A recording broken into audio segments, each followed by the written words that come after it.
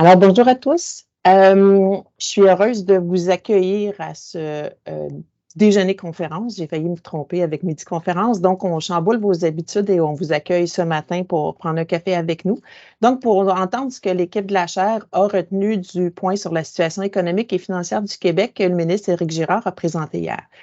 Donc, moi, mon intervention va être assez courte. Je vais laisser la parole à Luc. Je tiens quand même à préciser, à remercier l'équipe de la chaire. Luc va le faire, mais je tenais aussi à le dire, là, le travail de toute l'équipe qui nous permet aujourd'hui de vous présenter ça. Moi, je vais vous revenir à la fin aussi pour poser vos questions à Luc. Donc, si vous avez des questions à poser, il devrait rester un peu de temps à la fin.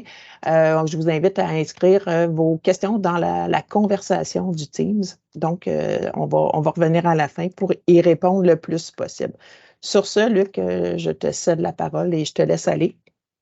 Alors, merci Suzy. Alors, bonjour à tous et à toutes. Donc, oui, comme Suzy le soulignait, c'est un travail d'équipe.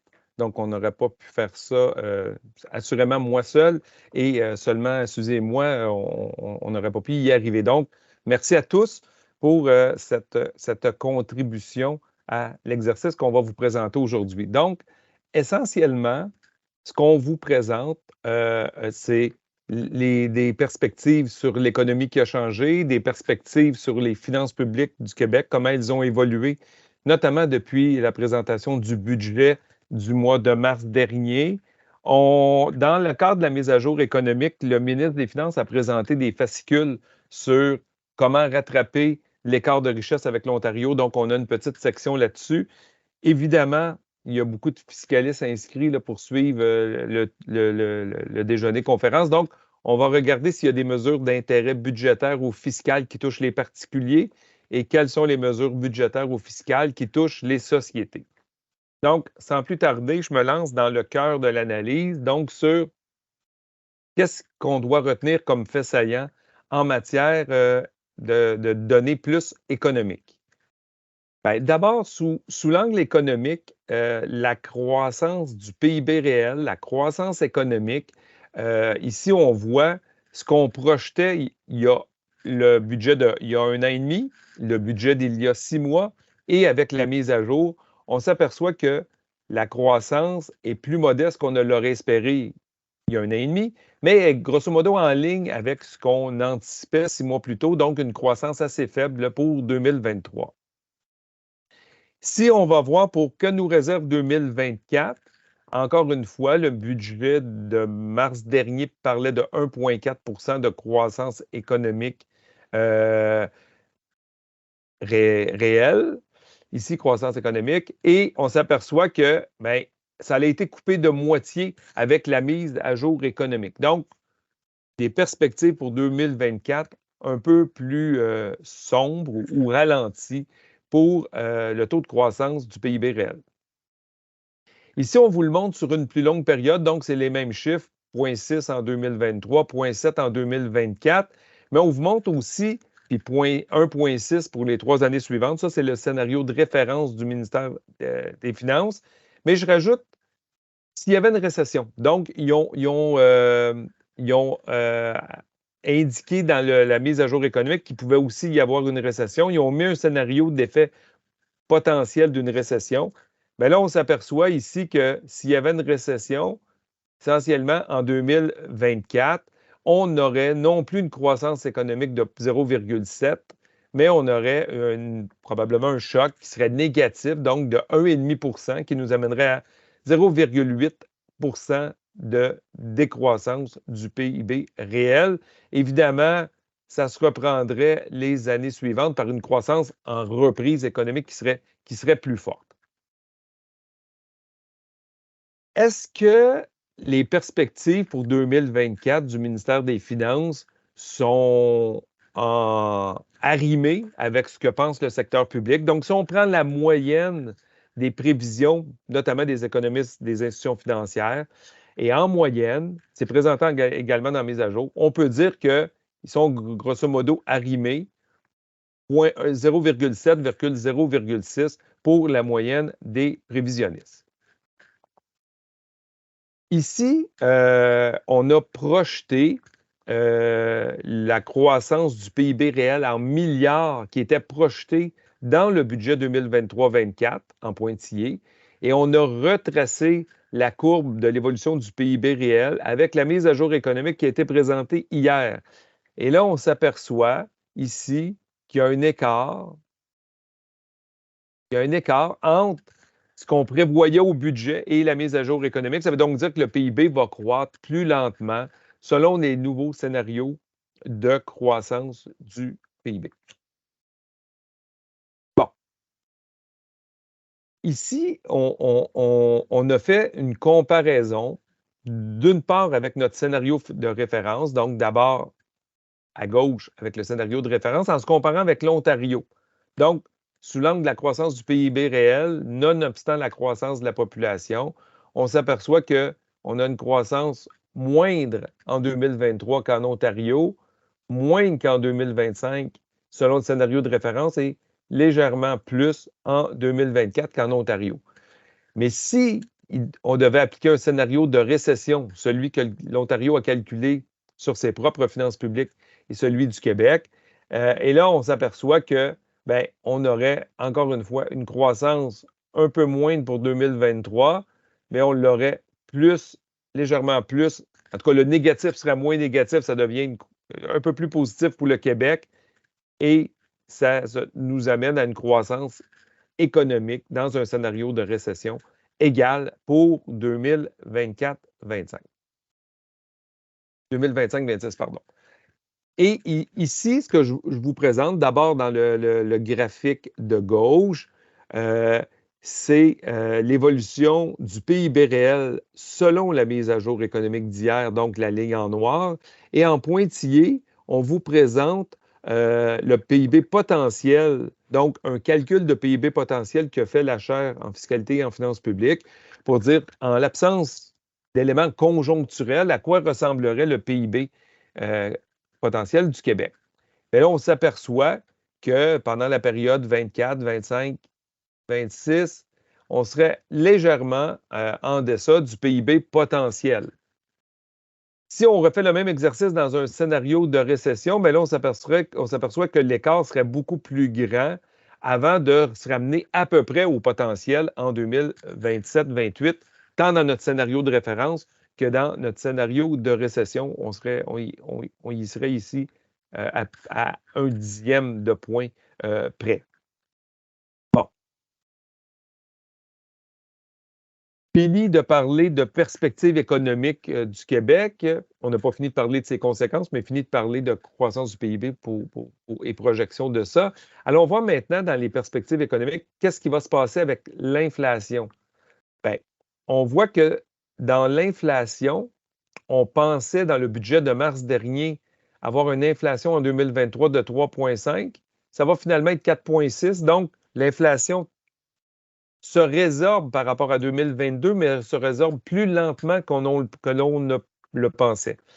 Et pour 2024, on avait prévu dans le budget de mars 2,2, ça va finalement être 2,7, donc encore une fois plus élevé, mais encore une fois, on voit la tendance à la baisse. Puis pour 2025-26, on est à peu près là, à la prévision qu'on avait en mars, puis on est à peu près à la cible d'inflation souhaitée par la Banque du Canada. Donc, pour l'inflation, on rajoute également une présentation pour dire, bien, les gens ont trouvé l'inflation élevée au Québec en 2022, ils la ressentent élevée en 2023, puis qu'est-ce qu'on projette pour 2024? Mais on a décidé de le faire aussi en se comparant un peu à l'inflation vécue au Canada, aux États-Unis et ailleurs dans le reste du monde. Et donc, on s'aperçoit que pour 2022, finalement, l'inflation est élevée au Québec, mais on sentirait mieux que le Canada ou que les États-Unis. Pour 2023, par contre, l'inflation est légèrement au-dessus de ce qu'on anticipe pour le Canada et les États-Unis. Puis vous voyez quand même 6/10 de point plus élevé, il ne faut pas le sous-estimer. Et pour 2024, bien là, on s'aperçoit que par rapport aux États-Unis ou au Canada, on va se retrouver à peu près à 1/10 point à la même cible. Mais on s'aperçoit que dans le monde, l'inflation, bien qu'elle suit une tendance à la baisse, mais les taux sont quand même beaucoup plus hauts depuis 2022, 2023 et 2024 que ce qu'on a observé au Québec. Peut-être que c'est une mince consolation à notre égard. Pour le marché du travail, donc on a dit tantôt, perspective économique au ralenti, et paradoxalement, pour l'année en cours 2023, en mars dernier, on pensait qu'il était pour se créer au Québec 63 000 emplois. Dans la mise à jour d'hier, on dit pour 2023, il va se créer 101 000 emplois. Donc 38 000 emplois de plus, malgré des perspectives économiques au ralenti, vont avoir été observés en 2023. Par contre, on s'aperçoit que le nombre d'emplois créés va être plus faible en 2024, 25, 26 et 27 qu'il n'était prévu et que les cibles du budget étaient déjà beaucoup plus modestes, autour de 25 000 et moins en termes de création d'emplois. Et là, ça va être encore un peu moins pour 2024 et suivante. Donc ça, c'est pour le marché du travail. On aurait pu vous parler aussi des taux d'emploi ou des taux de chômage, pardon, ou même avec une perspective d'économie qui ralentit ou qui croît moins vite, les taux de chômage restent toujours inférieurs à 4,5 à 4,5 ou inférieurs au cours des prochaines années. Si on va voir du côté des mises en chantier, on a beaucoup parlé des mises en chantier, donc l'importance de constituer un stock de logements plus élevé. Bien là, vous voyez que, d'une part, pour l'année en cours, il va se créer 10 000, il va y avoir 10 000 mises en chantier de moins. Donc, c'est 20 de moins de mises en chantier en 2023 que prévu il y a 6 mois à peine et que c'est beaucoup plus faible que ce qu'on avait eu comme mise en chantier en 2022. Donc, un peu plus faible en 2024 également, moins grande amplitude, moins 2000. Puis vous voyez, il n'y a pas d'effet de mise en chantier là, qui irait en explosant. Donc, on est quand même autour de 45 000 mises en chantier qu'on va observer. Donc, nettement inférieur à une reconstitution du stock pour faciliter l'abordabilité. Allons voir du côté des finances publiques. Évidemment, tous les éléments économiques ont des répercussions sur les finances publiques. Allons voir un peu qu'est-ce qui se passe. Je prends une diapo pour parler de la loi sur l'équilibre budgétaire. Bon, il n'y a pas de nouveau. Le plan avait été présenté en mars, donc un retour à l'équilibre budgétaire 5, 4, 3, 2, 1 milliard et équilibre budgétaire en 2027. Mais dans le budget, on indiquait qu'il était pour moderniser la loi sur l'équilibre budgétaire et ils l'ont fait en déposant une loi à l'automne sur la loi 35 qui notamment aborde les changements à la loi sur l'équilibre budgétaire. Ça vaut peut-être la peine de voir qu'est-ce qu'il y a de changement dans la loi sur l'équilibre budgétaire puisque ça va contraindre le retour à l'équilibre budgétaire des prochaines années. On note que l'objectif, c'est de rendre la loi plus simple et plus flexible. Plus flexible pour faire face aux récessions, notamment parce que dans le passé, la loi donnait ses résultats en matière d'assainissement des finances publiques, mais à chaque fois qu'il y avait une récession, la loi était suspendue. Donc là, on vient changer les paramètres de la loi. Les principes fondamentaux demeurent. Donc ici, sur une première diapo, je vous dis qu'est-ce qui n'a pas changé. La définition de solde budgétaire est inchangée. L'obligation de présenter un budget équilibré en tout temps reste. La redevabilité du ministre des Finances, donc, qui doit présenter comment il se conforme à la loi sur l'équilibre budgétaire à l'Assemblée nationale, ça ne change pas. Des circonstances qui permettent de faire un déficit, les 3 circonstances demeurent également. Donc, ça, il n'y a pas de changement. Alors, la diapo suivante va dire qu'est-ce qui change. Il y avait une réserve de stabilisation qui permettait que si on faisait des surplus dans le passé, d'ouvrir un droit fictif à faire des déficits. Je dis fictif parce que l'argent n'était pas mis de côté dans la réserve. Ça, c'est abandonné. Donc, le ministre a voulu faire ça plus simple. Dans l'ancienne loi, depuis sa création, on disait, si au moment où on constate le déficit, il est moins d'1 milliard, on ne s'en fait pas avec ça, on a juste à faire un surplus équivalent l'année suivante. Mais si le déficit est constaté de plus d'1 milliard, il faut mettre en place un plan de retour à l'équilibre budgétaire. On laisse tomber cette notion-là, puis on les remplace par si le déficit constaté au compte public est inférieur à ce qu'on a versé au Fonds des générations, il n'y a pas de conséquences. Mais si le déficit constaté au compte public est supérieur à ce qu'on a versé au Fonds des générations, bien là, il faut mettre un plan de retour à l'équilibre sur 5 ans. Plan de retour à l'équilibre qui avait déjà dans l'ancienne mouture de la loi. Ce plan de retour à l'équilibre budgétaire-là est donc inchangé, mais le moment où on doit le présenter est décalé.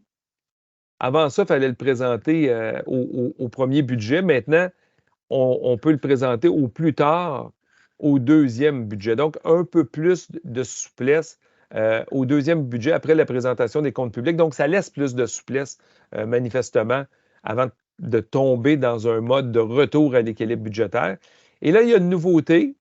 Je ne sais pas si cette réflexion-là sur la loi sur l'équilibre budgétaire s'est faite à l'automne, pendant qu'on vit un ralentissement économique qui suit une récession, mais on vient dire le ministre pourra ne pas respecter le plan de retour à l'équilibre budgétaire et présenter un nouveau plan s'il fait face à une reprise économique moins forte que prévu au sortir d'un ralentissement ou d'une récession. Fait que là, on pourrait dire, ben, ça donne beaucoup d'autonomie au ministre pour suspendre, pas suspendre, mais représenter un nouveau plan. Mais ultimement, quand on regarde, puis là, on ne le voit pas ici, mais quand on regarde la loi sur l'équilibre budgétaire attachée avec la loi sur le remboursement de la dette et instituant le Fonds des générations, ça signifie que l'ultime garde-fou devient la cible d'endettement. Donc, si on devait faire plus de déficit parce qu'on représente un nouveau plan, bien, l'ultime garde-fou deviendra, sommes-nous capables d'atteindre la cible d'endettement qu'on s'était fixée? Je reste maintenant sur l'équilibre budgétaire. Donc, pour l'année qui était presque terminée au moment de la présentation du budget de mars dernier, on pensait s'aligner sur un déficit de 5 milliards, mais avec la fin de comptabilisation, le ralentissement qu'on observait un peu dans l'année 2023, le déficit sera de 6,2 milliards au lieu de 5 milliards, donc une aggravation pour la première année.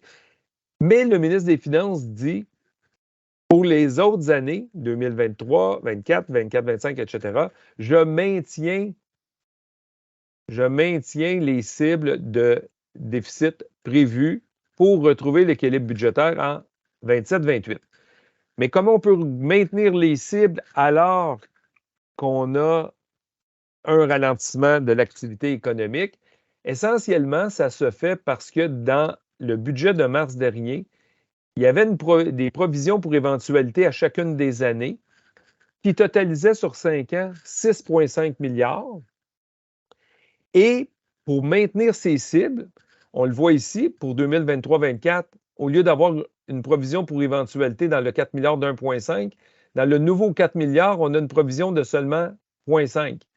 Donc, on utilise 1 milliard de la provision pour laisser inchangé le déficit budgétaire. Ici, on utilise entièrement la réserve, la provision pour éventualité, ici entièrement, si bien que le 6,5 milliards qui avait été indiqué dans le budget aura fondu de 4 milliards, 1, 2, 3, 4, 5, de 5 milliards, pardon, sur 6,5. Donc, on utilise en grande partie la provision pour éventualité. Là, ici, des fois, on va dire, ouais, mais pourquoi l'avoir utilisé alors qu'on pourrait s'en aller vers des ralentissements encore plus prononcés, puis on n'aura plus de marge de manœuvre. Mais d'un côté, la provision est là pour l'utiliser, mais c'est vrai que pour l'année 2024-25, si l'économie devait ralentir et créer une pression sur des recettes moins grandes, bien là, il n'y en a plus de marge de manœuvre du côté de la réserve parce qu'elle aura été entièrement utilisée. Je reviens sur, tantôt, je vous ai présenté le graphique de droite, là, donc de gauche, il n'y a pas de nouveauté. Notre prévision du PIB potentiel par rapport à la croissance, à l'évolution du PIB réel dans la mise à jour économique. Mais évidemment, quand on est sous le potentiel ici, ça veut dire qu'il y a une partie du déficit qui est causée par la conjoncture économique. Et donc là, on voit la partie du déficit qui est causée par la conjoncture, par l'élément conjoncturel. Donc, et Et là, on voit que pour l'année 2023-24, 24-25, 25-26, la portion du déficit qui s'explique par la conjoncture économique et la portion du déficit qui s'applique par la structure économique. Et là, on voit que le ministre, pour qu'il arrive à 5, 4, 3, 2, 1, bien, il faudra qu'il ralentisse la croissance des dépenses de 1 milliard par rapport à la croissance des revenus. C'est comme ça qu'il résorbe le déficit structurel. Tantôt, je vous avais parlé, mais s'il arrivait un scénario de récession, bien là, l'écart par rapport au potentiel serait plus grand. Et là, la portion du déficit associée à la conjoncture serait nécessairement également plus grande. Et donc, l'exercice qu'on fait, dans le fond, c'est juste pour dire, ben, si on est sous le potentiel, c'est normal de faire des déficits parce qu'ils sont liés à la conjoncture. Mais quand on est au potentiel, il ne faut plus faire de déficit puisqu'on est à la pleine capacité économique et donc nos revenus, de manière structurelle, devraient être adaptés aux dépenses qu'on fait aux dépenses structurelles. Et donc, on le voit pour 2027, on serait ou dans l'autre précédente, là, pour 2027, on serait au potentiel économique. Et donc, là, on ne le voit pas sur le graphique, mais on serait aussi à l'équilibre budgétaire tel que nous l'avions projeté ici. Bon, je réavance dans mes diapos. Ici, dans le fond, c'est la somme des initiatives qui ont été faites dans la mise à jour économique. On parle de 4,3 milliards de nouvelles mesures. Vous voyez que le gros va à l'accès au logement, presque 1,8 milliard, plus d'1,8 milliard à l'accès au logement. Pour l'investissement des entreprises pour rattraper notre écart de niveau de vie ou d'écart de richesse avec l'Ontario, il y a une série de mesures, on va les détailler un peu plus loin, mais on parle de près d'1 milliard de coûts nets additionnels. Pour la transition climatique et communauté, on parle encore une fois de près d'1 milliard. Puis vous voyez des sommes un peu plus modestes pour la formation dans des domaines spécifiques, 328 milliards, ou encore pour l'itinérance et l'aide alimentaire, on est à 145 milliards. Ça aussi, on va revenir un petit peu en les détaillant un petit peu plus loin. Je reste évidemment sur le sol budgétaire. Comme je vous ai dit, s'il y a une récession, les déficits vont être plus marqués. Et vous voyez qu'on est grosso modo au retour à l'équilibre budgétaire en 27-28. Évidemment, ces déficits-là, on va le voir plus loin, mais ça va se répercuter sur la dette. Mais c'est l'effet d'avoir, s'il y a une récession, l'effet, ça se répercute dans les soldes budgétaires. Bon, comment vont évoluer les revenus dans les prochaines années? Il y a une croissance des revenus autonomes, plus modeste en 2023-24, mais par la suite, la croissance va plus être autour de 3,5 pour les années 24 et suivantes. Et je vous montre également l'évolution des transferts fédéraux. Vous voyez que ils vont un peu en dents de scie. On va les voir un peu à la diapo suivante ici. Donc, les transferts fédéraux passent de 31,5 milliards cette année à un petit peu moins de 30 milliards l'année suivante pour redevenir à 31,5 milliards en 2025-26. Bon, ça s'explique par des changements relatifs à la révision de données, là, notamment la donnée de la population pour la péréquation. Il y avait des montants ponctuels en 2023-24 qui ne sont pas là dans les années suivantes. Mais vous voyez que ça ne sera pas une source à court terme de forte évolution de moyens pour le gouvernement du Québec. Du côté des dépenses de portefeuille, bon, vous allez dire ça semble assez minime, mais pour chacune des années, les nouvelles initiatives dont je vous ai parlé, bien, poussent les dépenses de portefeuille à la hausse par rapport à ce qui avait été présenté en mars dernier. Si on reste dans les dépenses de portefeuille, on s'aperçoit que la croissance de ces dernières bien, va être plus élevée qu'on ne l'avait prévu pour l'année en cours, un peu moins pour l'année 24-25, puis un peu plus pour les années 25, 26 et 26, 27. Donc, ici, on observe des changements dans la croissance des dépenses. En gros, sur 5 ans, avec la mise à jour économique, on a une croissance moyenne, annuelle moyenne de 2,3, alors qu'on avait 2,2 dans le budget, donc un petit peu plus. Il y a deux zones où ça va être plus difficile. Donc, les années 24-25, on projette maintenant une croissance de 1,6 et en 2027-26, 1,4. Donc, c'est des années, là, des zones un peu sensibles en termes de croissance des dépenses qui vont être des années plus difficiles sous l'angle pour maintenir le cap sur le retour à l'équilibre budgétaire. Si on regarde ça par portefeuille, bon, à part l'année 23-24 en santé, où il y a techniquement une décroissance, mais ça s'explique essentiellement par la fin des mesures COVID et non pas par moins de dépenses en santé pour les services normaux. Donc, vous voyez que c'est un poste de dépense qui continue d'augmenter plus rapidement que la moyenne. En éducation, c'est l'année 24-25 qui est une grosse année de croissance. Pour l'enseignement supérieur, c'est l'année en cours qui est la plus forte, mais quand même, les deux autres années qui suivent sont plus élevées que la croissance totale.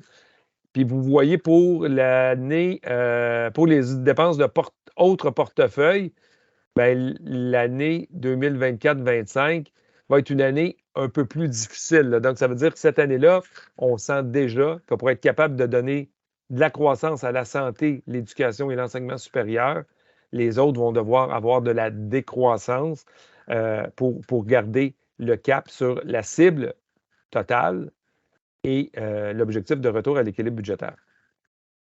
Bon, sur la dette, tantôt je vous disais, ça devient essentiellement le garde-fou de finances publiques saines. Le poids de la dette nette, qui est la nouvelle cible du gouvernement, la dette nette en proportion de notre économie, bien, on voit qu'elle est en décroissance. On voit que la cible, qui est de 30 en 2037-38, serait atteinte. Mais la cible, c'est 30 avec un intervalle de confiance de 2,5 points de pourcentage. Donc, entre 32,5 et 27,5, c'est la cible réelle fixée par le gouvernement qui est de 30 Et donc, on voit qu'on l'atteindrait. On a une cible intermédiaire aussi qui sera atteinte en 2032-33. Donc, vous voyez que sous l'angle du poids de la dette, la baisse de l'endettement continue.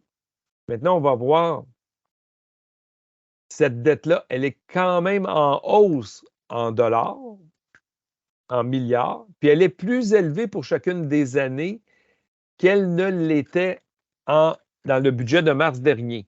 Essentiellement par une hausse des immobilisations nettes et par une diminution là, du rendement du Fonds des générations qui a été notamment escompté, puis aussi une révision à la baisse des redevances hydrauliques.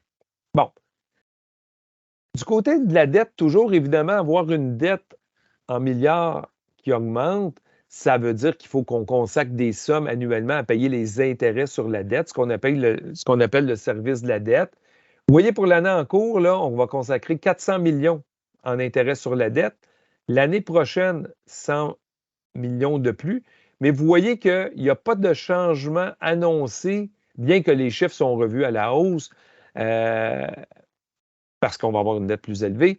Il n'y a pas de changement annoncé entre la prévision qu'on avait faite en mars dernier, qu'ils avaient fait en mars dernier, et ce qu'on observe dans la mise à jour économique. Puis quand on regarde le poids des intérêts sur la dette qu'on paye par rapport à tous les revenus qu'on collecte, pour voir est-ce que ça accapare une part de plus en plus grande des revenus qu'on collecte, on voit que c'est assez stable là, cette année à 6,6, l'année prochaine à 6,6. Ça baisse un peu, mais au final, en 27-28, on va être encore à 6,6 des revenus collectés. Bon, cette dette-là, quand on se compare avec les autres provinces, est-ce qu'on a raison de vouloir la réduire? Au 31 mars prochain, le Québec aura la deuxième dette nette la plus importante parmi les 10 provinces canadiennes. Quand on a fait l'exercice, ça c'est au 31 mars 2023, là, c'est pas précisé dans la diapo, mais quand on avait fait l'exercice au 31 mars 2022, nous étions troisième et non pas deuxième. Il y a Terre-Neuve dont le poids de sa dette nette en proportion de son PIB qui est passé de plus endetté que nous à légèrement moins endetté que nous. Donc ça, faut le garder à l'esprit globalement, pas juste par rapport à Terre-Neuve, mais globalement, le Québec a une dette nette en proportion de son économie plus élevée que la moyenne des provinces. Puis quand on dit que le ministre des Finances a fixé la cible à 30 en 2037-38, vous voyez que c'est grosso modo, la cible, c'est de rejoindre la moyenne canadienne d'ici une quinzaine d'années. Bon, le ministre a également fait un fascicule sur accroître le potentiel économique du Québec, notamment en voulant rejoindre l'écart de richesse avec l'Ontario. Donc, comme il a fait un fascicule à cet égard-là, on a consacré quelques diapos là-dessus, quand même, pour lesquels on va passer un peu plus rapidement. Donc, quand on compare le PIB réel par habitant des provinces canadiennes en 2021, on s'aperçoit que le Québec a un PIB réel par habitant. Donc, c'est une mesure imparfaite du niveau de vie, mais c'est une mesure quand même du niveau de vie. Donc, le Québec est sous la moyenne du Canada et il y a certaines provinces qui ont un PIB réel par habitant beaucoup plus élevé. L'Ontario a un PIB réel plus élevé. On va y revenir, mais à peu près semblable à celle du Canada dans son entièreté. Donc, l'objectif du gouvernement, c'est un objectif qu'il a mis pour la première fois dans la mise à jour économique de 2021. Il en a reparlé abondamment hier en faisant un fascicule entièrement dédié au sujet. Il en avait parlé dans le dernier budget. Il l'a même mis dans son plan stratégique. Donc, l'idée, c'est, sur la base du PIB par habitant réel, est-ce qu'on est capable de rejoindre le PIB réel par habitant de l'Ontario? On se donne une cible intermédiaire d'écart de richesse de 10 d'ici 2026, puis zéro écart avec le PIB réel de l'Ontario d'ici 2036. Donc, on va regarder, ça c'est la cible gouvernementale, on va regarder le côté réaliste de cette cible-là dans les prochaines diapos. Bon, d'abord, le chemin parcouru. Le chemin parcouru en 2022, on est un écart de richesse de 13,5 avec l'Ontario, près de 15 avec le Canada. Et avec les États-Unis, on est à 52 d'écart de richesse lorsqu'on le calcule puis qu'on ramène ça avec la parité des pouvoirs d'achat. Bon, comment ça allait évoluer tout ça? Bien, la bonne nouvelle, c'est que par rapport à 90, on a réduit notre écart de richesse avec l'Ontario de 8,8 points. Par rapport au Canada entier, on est passé de 19,8 à 14,9, donc une réduction de 4,9 points. Donc, ça s'améliore lorsqu'on se compare à l'intérieur du Canada, pris globalement ou avec l'Ontario. Mais regardez de quelle manière ça se dégrade lorsqu'on se compare aux États-Unis. Donc, on avait un écart de richesse avec les États-Unis en 1990 de 40. On est rendu à 52. Donc, l'écart s'est amplifié de 12,2 points. Donc, ça, c'est peut-être la moins bonne nouvelle. Donc, on a plus de mal à intégrer des facteurs de croissance de la productivité dans l'économie québécoise que nos voisins américains. Des fois, les gens nous posent des questions et nous disent « Oui, mais ça changerait quoi si on avait le même PIB réel par habitant que l'Ontario? » Bien, il se produirait au Québec, en PIB réel, près de 57 milliards de plus. Si on ramène ça en termes en laissant inchanger la fiscalité, mais avec un PIB plus grand, on aurait pu collecter pratiquement 16 milliards de recettes fiscales additionnelles. Ça permet d'offrir des services publics. Et tôt ou tard, ben, un PIB plus élevé, ça finit par se répercuter dans des salaires plus élevés. Pierre Fortin l'a montré abondamment, donc dans des travaux antérieurs. Donc, une PIB plus grand, une plus grande productivité, ça finit par se répercuter dans les salaires. Et là, on a fait un petit calcul. En 2022, si on avait le même PIB réel par habitant que l'Ontario, en moyenne, les salaires au Québec pourraient être 8 700 $ de plus. Donc, c'est quand même pas à négliger l'idée d'avoir un objectif de combler l'écart de richesse avec l'Ontario. Bon, on va continuer la discussion là-dessus. pour montrer que, tantôt on a dit que dans les années 90, on était plus haut, on est rendu à 13,5 %. Donc, manifestement, si au moment de la Révolution tranquille, on était à 30, 25 dans le tournant des années 90, on est rendu à 13,5. Donc, la nouvelle est bonne. Donc, oui. Est-ce qu'on est capable d'atteindre la cible en 2026 avec les données? La mise à jour économique nous permet de voir l'évolution de l'écart de PIB par habitant avec l'Ontario, puisque l'Ontario a produit sa mise à jour économique et le Québec a produit sa mise à jour économique. On a donc tous les chiffres. Et sur la base des mises à jour économiques produites récemment, le Québec raterait sa première cible d'être à 10 par rapport d'écart de richesse avec l'Ontario en 2026. Bon, c'est vrai que 2026, c'était vite, atteindre 10 alors qu'on est à la fin 2023. L'objectif était ambitieux. On ne l'atteint pas pour 2026. Maintenant, la question, c'est, va-t-on l'atteindre pour 2036 et être à 0 écart de niveau de vie? Et donc là, ça ici, vous voyez, c'est l'objectif du gouvernement. Ça change vite. Là. Ça veut dire, encore une fois, pour se ramener à 0 en 2036, il faudrait qu'on comble l'écart de richesse rapidement. Ici, je vous le montre avec la tendance. La tendance depuis 1990 à 2026, on voit que la tendance est à la baisse, bonne nouvelle, mais pas suffisamment pour avoir 0 écart de richesse avec l'Ontario en 2036. Donc, encore une fois, on n'atteint pas la première cible de 10 en 2026. Et selon la tendance de l'évolution passée, il n'y a aucune probabilité qu'on soit capable d'atteindre la cible de 0 en 2036. Ça, c'est les calculs de la chaire. On comprend mieux donc pourquoi le ministre, notamment, veut investir ou mettre des mesures fiscales pour que les entreprises investissent pour accroître leur productivité. Ça serait le facteur clé qui viendrait changer cette évolution future-là. Nous, la tendance ici, c'est une tendance sur la base historique. Ce n'est pas une tendance qui tient compte des actions gouvernementales. Ici, on a regardé non pas la tendance historique, mais dire avec les changements démographiques du Québec, avec les perspectives de croissance économique attendues d'ici 2036-37 et suivantes de l'Ontario et du Québec. Donc, on s'est appuyé sur les projections pour l'Ontario du directeur parlementaire du budget. Pour le Québec, on s'est appuyé sur les travaux de la chaire et on resterait à un écart de richesse autour de 12 %. Encore une fois, la seule façon de réduire cet écart-là, c'est que les actions que le ministre veut faire rapidement portent fruit et accroissent la productivité des entreprises.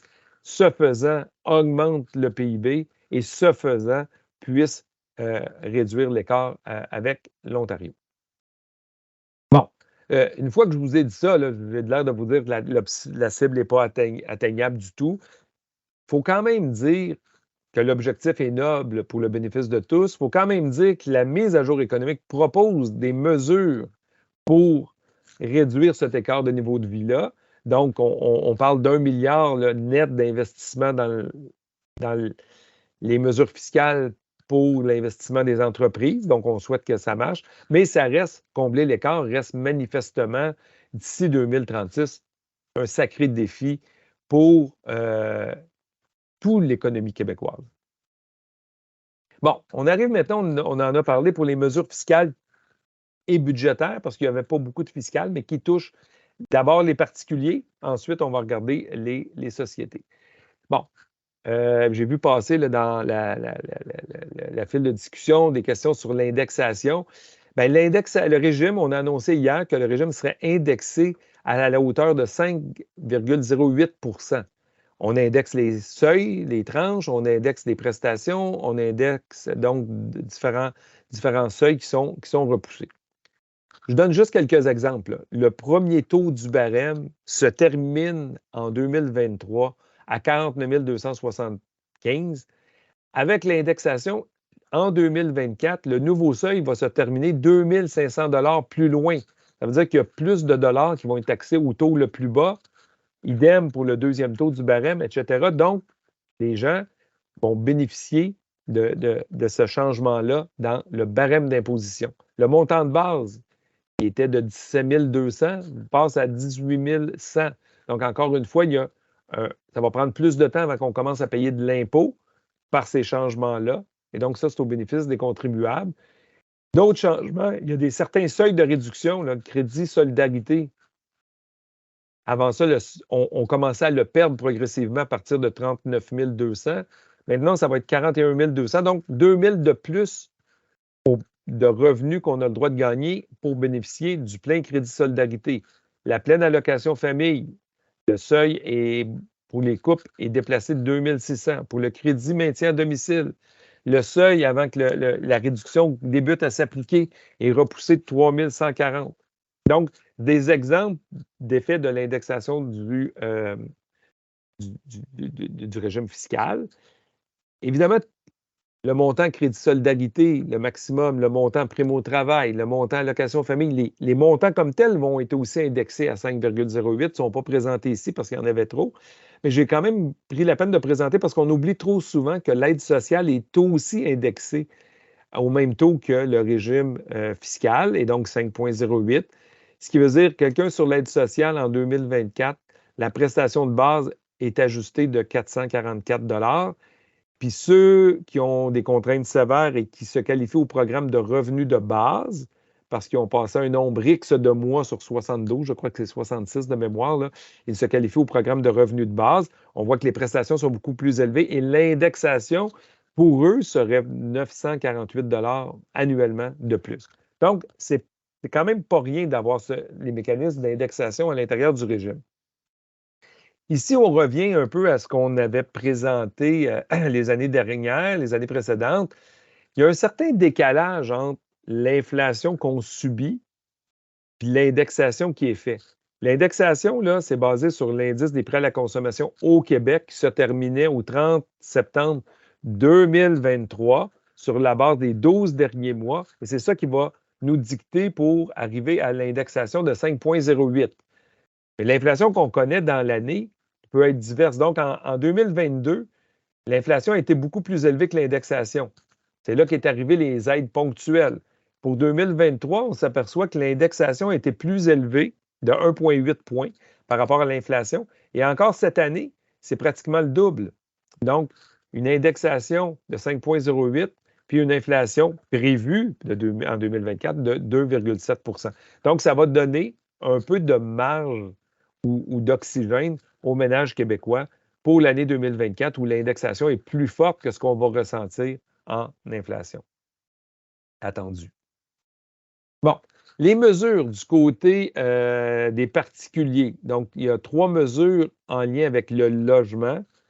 Il y a un premier programme d'habitation abordable dans lequel on vise la construction de 7 500 unités de logements abordables et 500 unités destinées aux personnes en situation d'itinérance.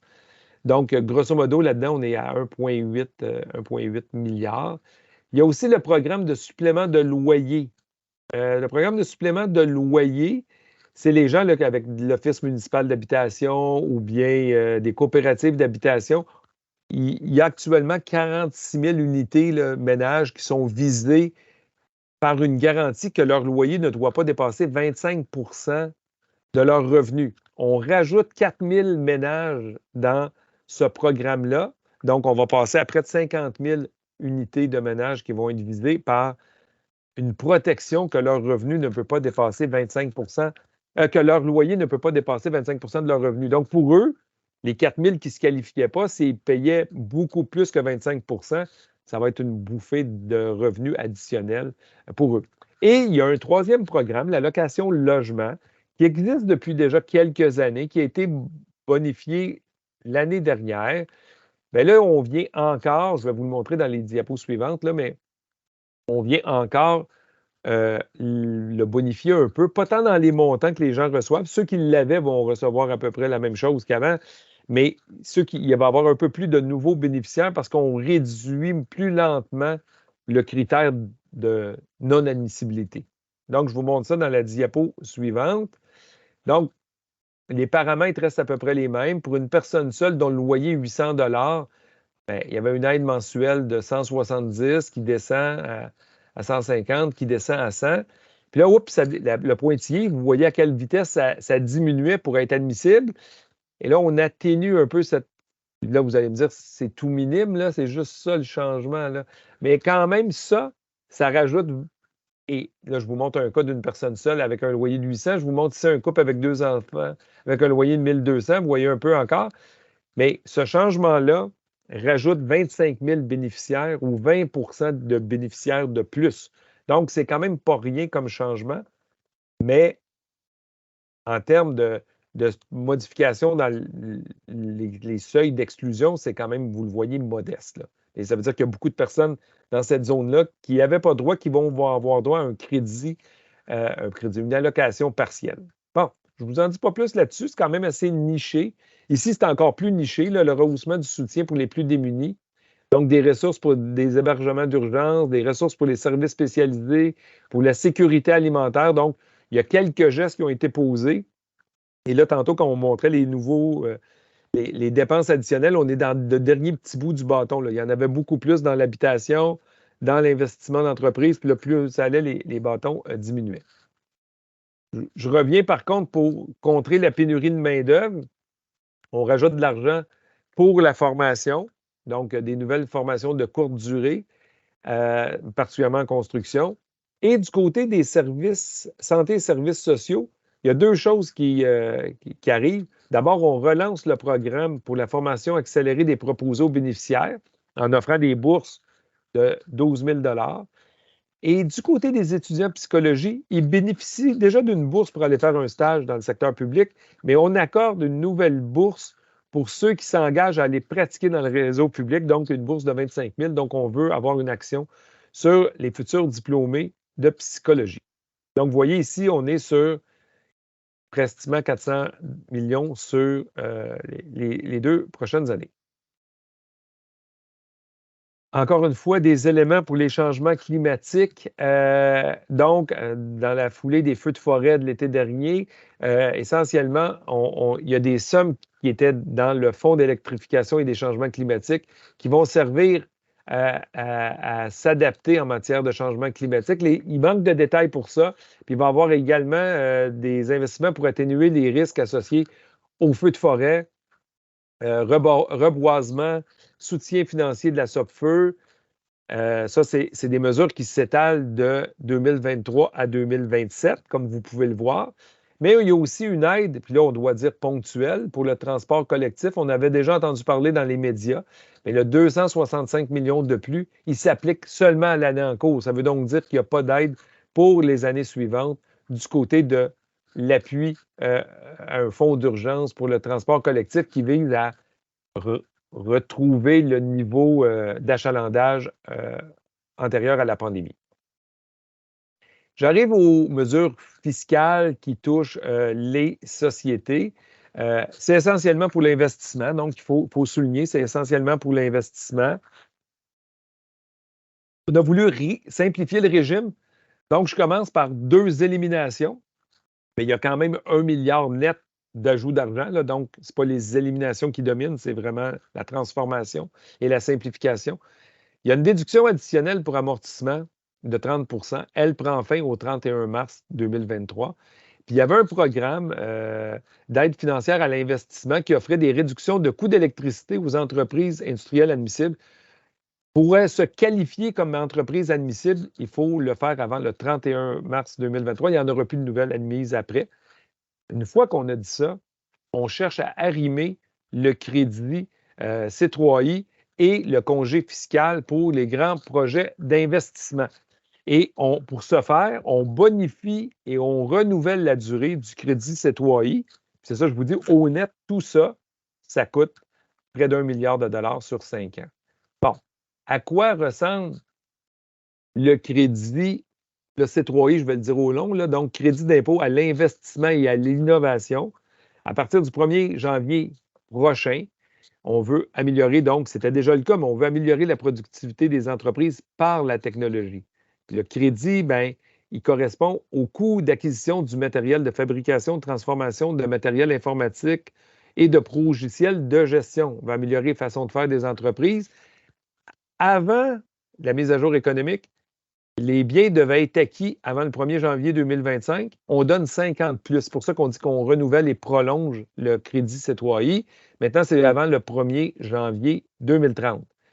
Et le crédit devient entièrement remboursable pour les entreprises qui se qualifient. Donc, toutes les entreprises qui se qualifient, dorénavant, c'est entièrement remboursable.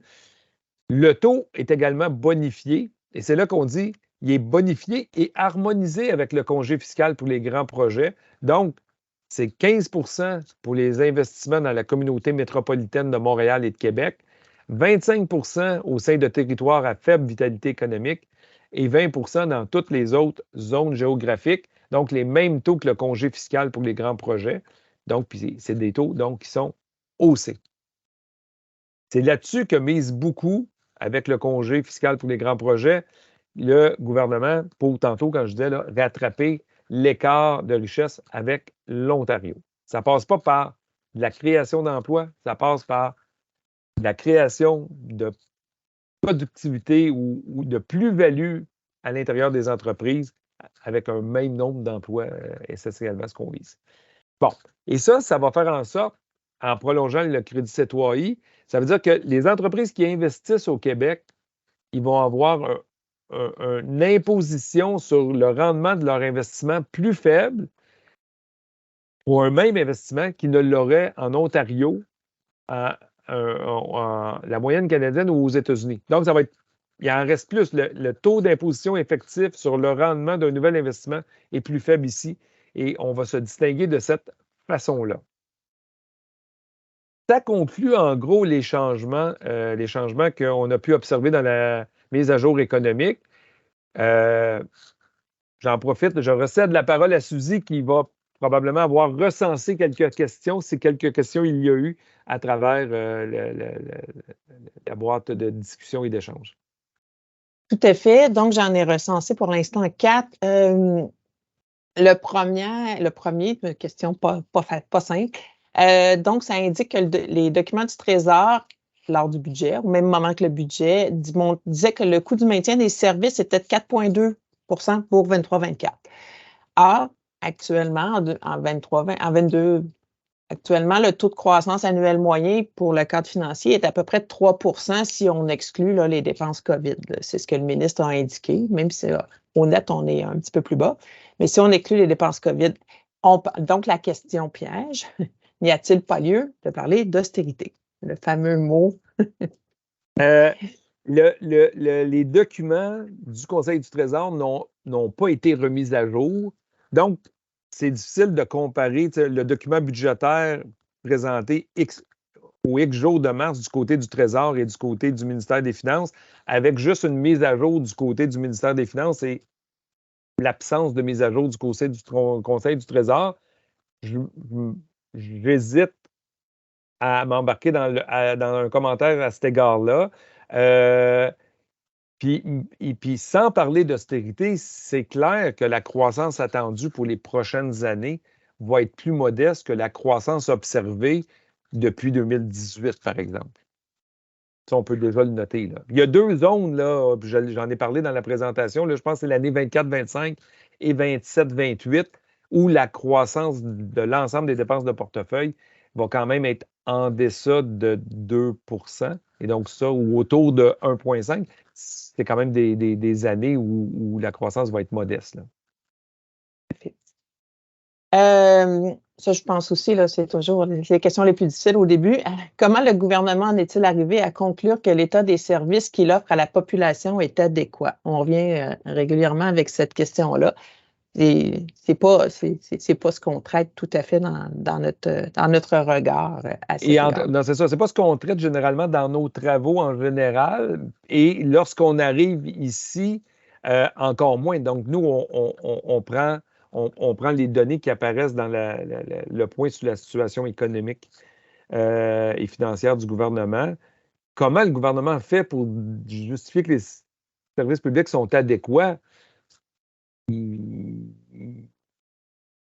offre des services publics à la lumière de ce que les citoyens revendiquent. C'est un peu ça. Là. Donc, si tout le monde se met à dire qu'on veut plus de services publics ou des services publics de meilleure qualité, le gouvernement n'aura pas le choix de les offrir. Mais ça se peut que ce n'est pas ce qui est prévu, parce que quand on regarde au Conseil du Trésor, bien que j'ai dit tantôt qu'il n'y a pas eu de nouveaux documents, mais en mars dernier, pour chacun des ministères, ce n'est pas une note parfaite à l'égard de la livraison des services publics, là. Fait que c'est comme ça que le gouvernement l'évalue, je pense, là. Oui, qui va travailler de différentes façons espérons-le, à améliorer ce qui marche moins bien. Autre question, qu'est-ce qui nous dit que l'augmentation du salaire moyen, si on augmente le PIB, là, on est dans le rattrapage de l'écart avec l'Ontario, sera bien réparti étant donné que l'écart entre les plus nantis et les moins nantis se creuse toujours? Nous, ce qu'on a mis, c'est une moyenne, évidemment. Puis on a dit que ça serait au bénéfice de tous, avec un espoir qu'il y ait, à travers notre système, une redistribution. Il y a quand même une rareté de main-d'œuvre. Si on veut attirer davantage de gens sur le marché du travail, les retenir plus longtemps, il faut que le montant soit. Il ne peut pas juste être alloué à 1% de la population, il faut qu'il soit distribué. De quelle manière il le sera? Nous, on a mis ici simplement une moyenne, là. Exactement. Mais en général, on note quand même qu'au Québec, on répartit un peu mieux qu'ailleurs. On a quand même des bonnes notes, même si c'est possible que ça soit un petit peu aggravé avec le temps. Il faut rester alerte avec ça, mais un n'empêche pas l'autre, là. C'est pas, c'est ça. Question sur l'indexation, tu en as parlé. Malgré tout, c'est indiqué, je pense qu'il y a un parti répondu là, que l'indexation de 5,08 est pour 2024. Il y a quelqu'un qui demandait si on avait calculé ce qu'on n'a pas fait, je précise. Est-ce que ça compense quand même pour toutes les années où l'inflation était peut-être plus élevée que l'indexation, ou l'inflation qu'on a connue de 2020 à 2023? Sinon, quel serait le bon taux d'indexation pour être au pair? Là, je pourrais peut-être juste un petit peu répondre. Luc a montré qu'il y avait des années où l'indexation était plus élevée, des années où elle était le plus bas. Est-ce que juste l'indexation a permis d'aplanir totalement? Je ne peux pas vous le garantir. Par contre, il ne faut pas oublier qu'en plus d'indexation, il y a eu les mesures ponctuelles et à la fin de 2021 et au début de 2022 et dans l'année 2022, puis qu'il y en a aussi par le gouvernement fédéral. Donc, il ne faut pas juste regarder l'indexation. Le gouvernement a quand même mis des mesures en place là, au moment où...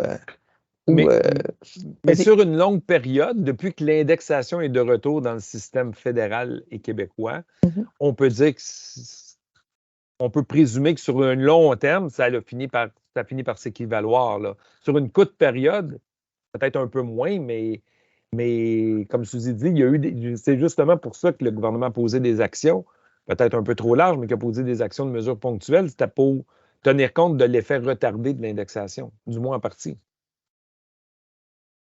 Oui, là, excuse-moi, je m'étais moins préparée, les questions sont plus récentes.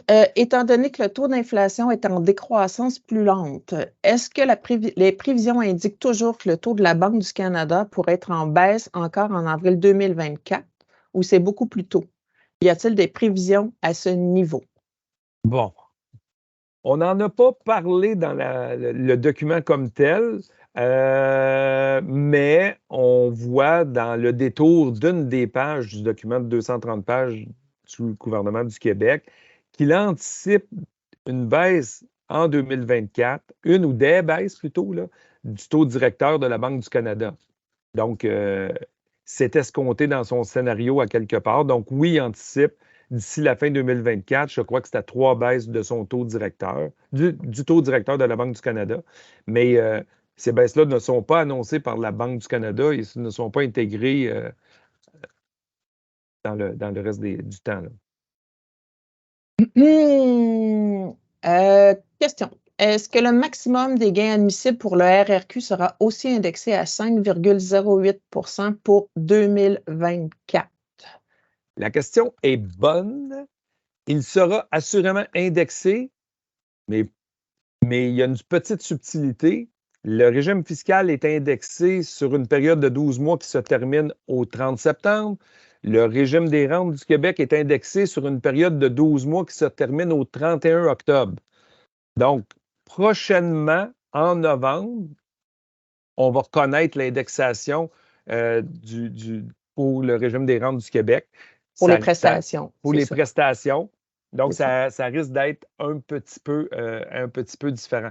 Pour le maximum des gains admissibles, l'ajustement ne se fait pas sur l'IPC, mais se fait sur justement l'évolution des salaires. Et ça, c'est différent aussi. Ça va être annoncé en même temps. Autre question. Les différents crédits d'impôt octroyés aux entreprises provoquent-elles des retombées économiques avantageuses pour recevoir une augmentation des recettes fiscales qui pourrait les surpasser?